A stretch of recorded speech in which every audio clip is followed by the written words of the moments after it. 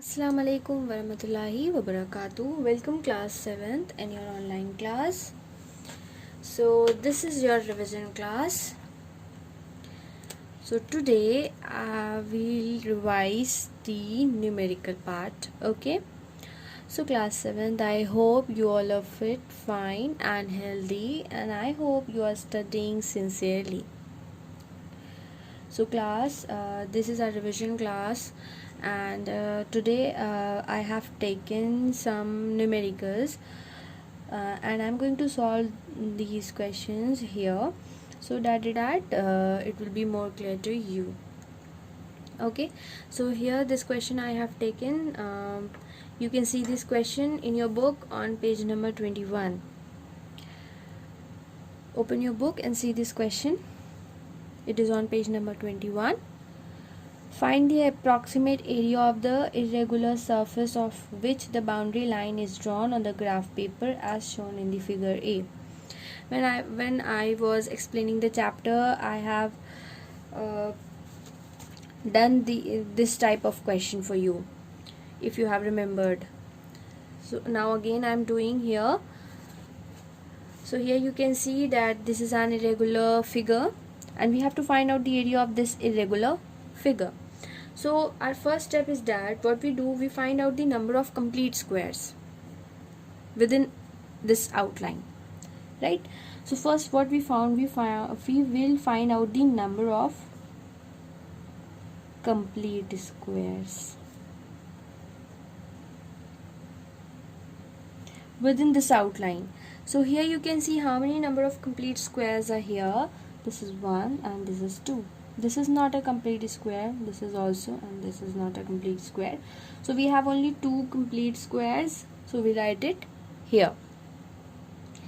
Now the next step is we'll count the number of incomplete squares within the outline. Incomplete squares. So we only consider the squares which are more than half within the outline. Okay, so here you can see that this is more than half, right? Let's make a cross here. This is more than half. This one, right? This one and this one. So how many number of incomplete squares are here? 1, 2, 3, 4. So there are 4 incomplete squares here. Now to find out the area of the irregular shape, it is equals to what? Area of one square. Area of one square multiply by total number of squares. Okay, so how many total number of squares are here? Total number of squares are 2 plus 4, that is 6, right? Area of one square is 1 centimeter square, and then multiply by total number of squares. Total number of squares are 6, so it is equals to 6 centimeter square. Clear? So this is how we find the area of an irregular shape. Okay, now look at this question. Question number 2. Level of water in a measuring cylinder before and after a cuboid is placed into water is shown in figure B. This is figure B. The length and breadth of the cuboid is 5 cm and 4 cm respectively. Calculate the height of the cuboid. So in this figure, the level of water are given. This is the level of water when the cuboid, when there is no cuboid in the water, right? And this is the level of water when there is a cuboid in this cylinder, right? So first what we have to find out the volume of this cuboid. What is given? The length and breadth is given, and we have to find out the height. So to find out the height, first we find out the volume of a cuboid. So what would be the volume of this cuboid? I have told you that to find out the volume, what we do, we subtract the final reading by the initial reading, right? So first we write the final reading. What is the final reading?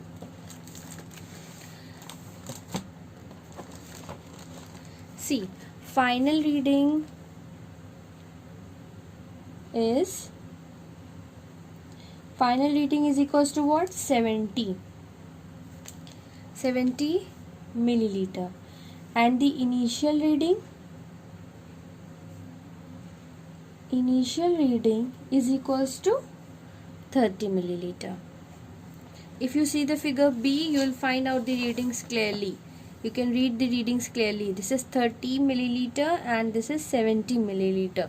Now to find out the volume of cuboid, what we do? Volume of cuboid, we subtract the final reading by the initial reading, to the initial reading. So here final reading is 70 and the initial one is 30. So 70 minus 30 is 40 milliliter. So we get 40. We subtract the final reading and to the initial reading, right? Final reading is 70 and the initial is 30. So 70 minus 30 is equals to 40 milliliter. Now we know that 1 milliliter is equals to 1 centimeter cube, right? So we'll write this 40 milliliter as 40 centimeter cube. Okay. So this is the volume of cuboid. Volume of the cuboid is 40 centimeter cube. Okay. Now we know what is given, length and breadth of the cuboid is given. So we write length of cuboid is equals to what? Length of cuboid is equals to 5 centimeter and breadth of cuboid is equals to 4 centimeter. Now we apply the formula. Volume of cuboid is equals to length into breadth into height. Now we know the volume, so we place the volume here, that is 40. We know the length, we place 5 here, and then we write 4 here, and we have to find out the height of a cuboid. So now 5 4 times is 20, 40 remains as it is. Here we get 20 into h. To find out the value of h, we transfer this 20 this side, so we get this. Now we cancel out 2 1 times, 2 2 times, so we get the height 2 centimeter. So height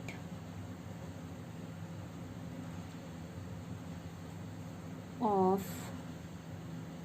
cuboid is equals to 2 centimeter. Clear? Now look at this question number 3. When the vessel shown in figure C is completely filled with a liquid, find the volume of the liquid in the vessel. So we have to find out the volume of the liquid in the vessel. So the volume of the liquid in the vessel is equals to the volume of this vessel. That means is equals to the volume of the cuboid. It is in the form of a cuboid.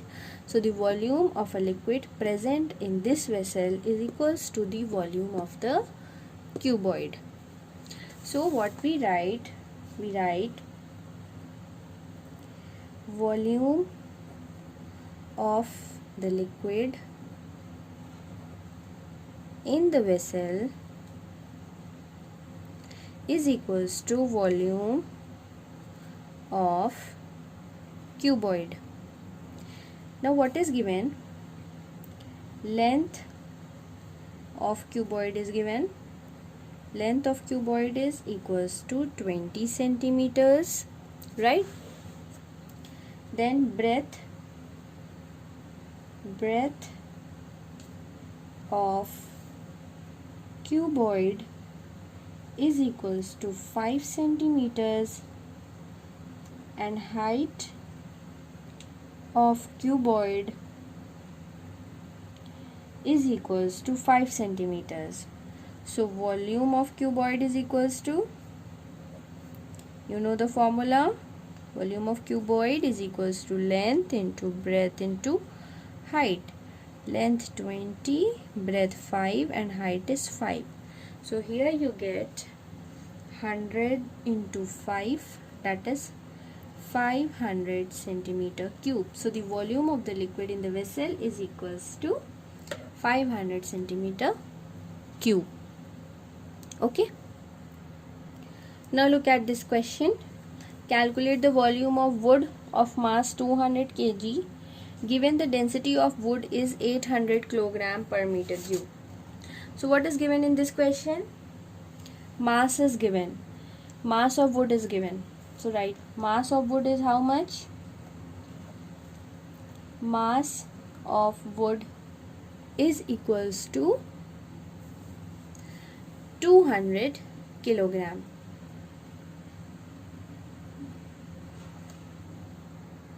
And what is given? Density of wood is given.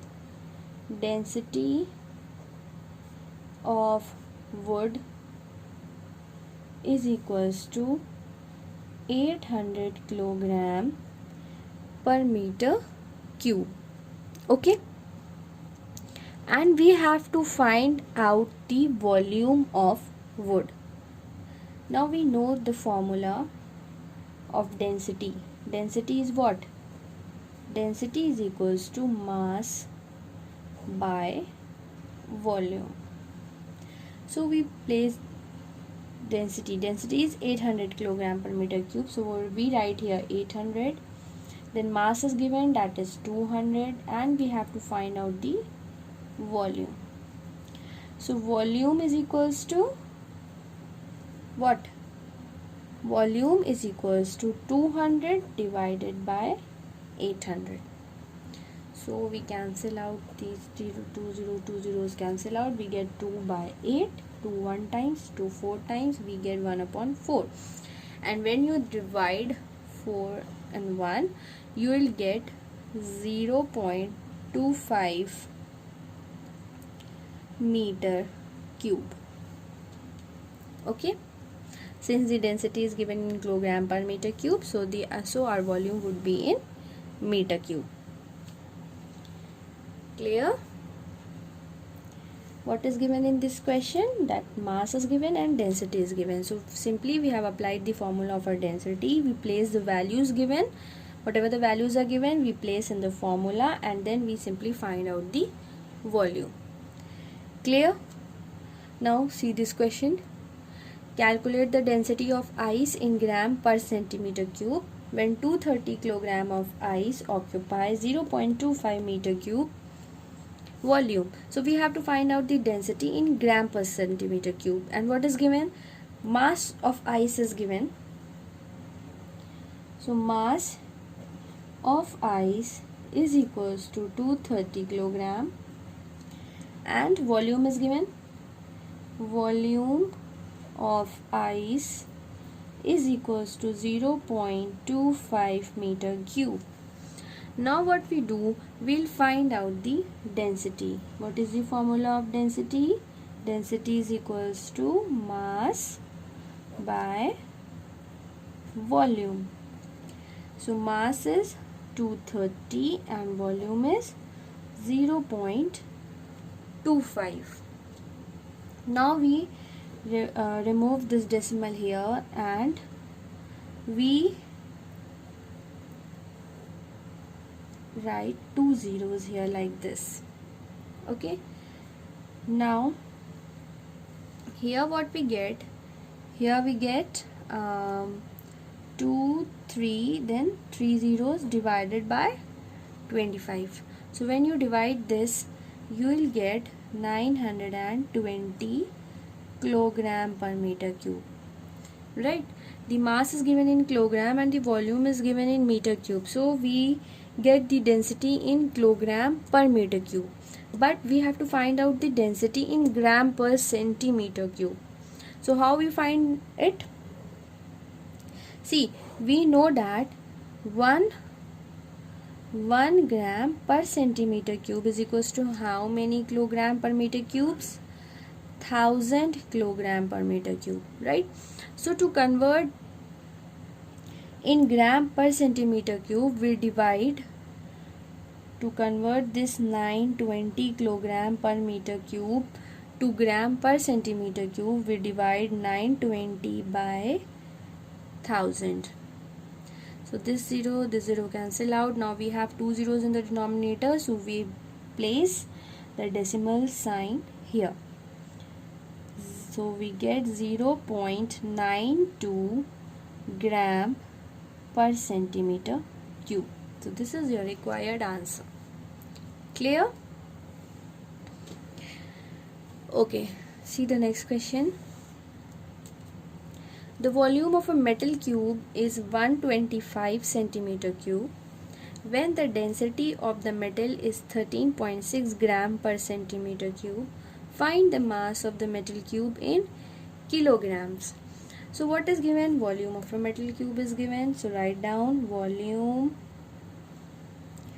of a metal cube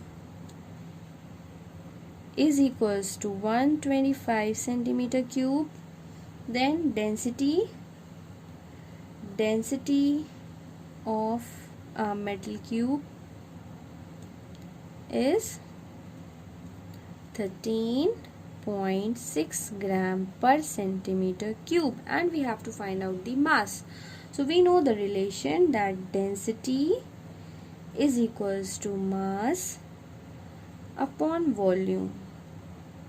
Density is 125 and mass, we have to find out the mass, and volume 13.6.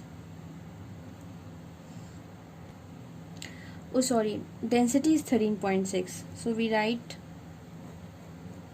density is 13.6. So we write 13.6.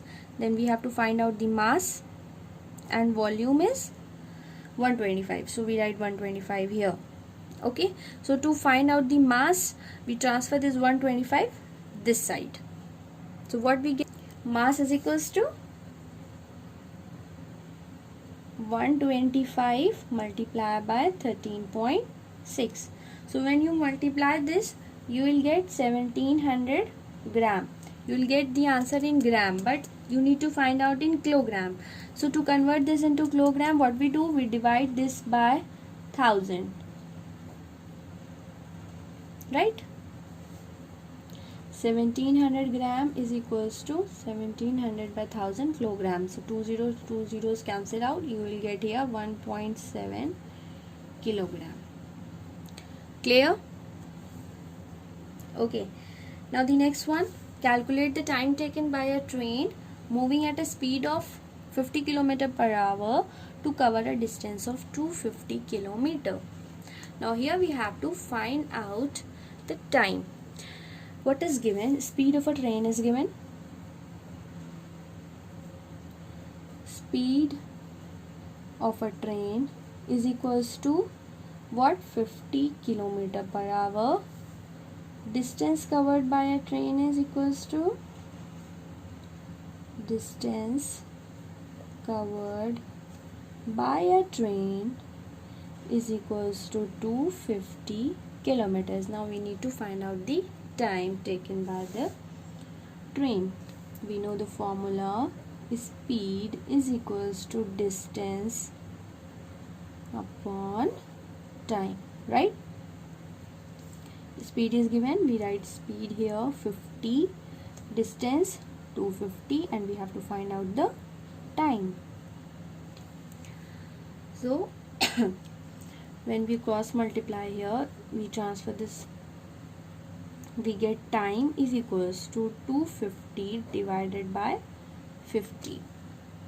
0 0 cancel out, 5 1 times, 5 5 times, so here you get 5 hours. Speed is given in kilometer per hour, distance is given in kilometers, so we get the time in hours. Clear, children? So the time taken by a train is equals to 5 hours. So here I have done some of the questions for you. I hope it must be helpful for you. So class 7th, you have to practice the numericals. You have to do the numericals, practice it. Do practice of all the numericals given on page number 21 and do all the examples which are given in your chapter as well. Okay, class 7th, stay home, stay safe and stay healthy. Allah Hafiz.